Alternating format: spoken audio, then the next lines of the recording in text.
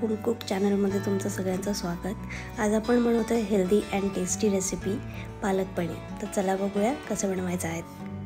एका मिक्सरमध्ये 4-5 हिरव्या मिरच्या, आल्याचा तुकडा आणि 4-5 सोललेले लसूण बारीक वाटून घ्यायचे आहे। एका पातेल्यामध्ये स्वच्छ धुवून चिरलेली पालक शिजायला टाकायची आहे आणि ती शिजवून एका थंड पाण्याच्या बाउलमध्ये ठेवायची आहे।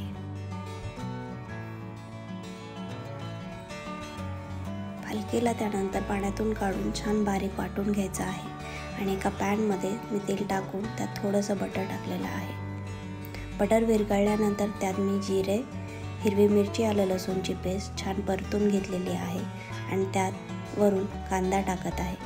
हा कांदा छान परतून घ्यायचा आहे। आपला कांदा छान परतून झाल्यावर यात मी 1 चमचा टोमॅटो टाकत आहे। तुम्हाला हवे असेल तर तुम्ही जास्त इथे टोमॅटो घेऊ शकता आणि याला छान परतून घेतल्यानंतर आता मसाले टाकायचे आहेत। मसाल्यामध्ये आपल्याला हळद, धनेपूड आणि लाल मिरची पावडरचा उपयोग करायचा आहे। तुम्हाला हवे असेल तुम्ही जास्त मसाले पण टाकून घेऊ शकता आणि ते परतून घ्यायचं आहे। त्यानंतर चवीनुसार मीठ टाकायचं आणि परतायचं आहे। आपण बारीक वाटलेली पालक यात टाकून छान हलवून घ्यायचं आहे।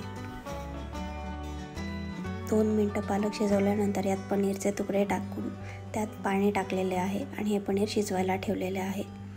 पनीर छान शिजवून द्यायचे आहे। इथे पनीर रेडी आहे आणि त्याच्यावर मी आता फ्रेश क्रीम टाकत आहे आणि गॅस बंद करत आहे। आपली पालक पनीर रेसिपी रेडी आहे। तुम्हाला ही रेसिपी कशी वाटली मला नक्की सांगा आणि होम कुक चॅनलला सबस्क्राईब करा। थँक्यू।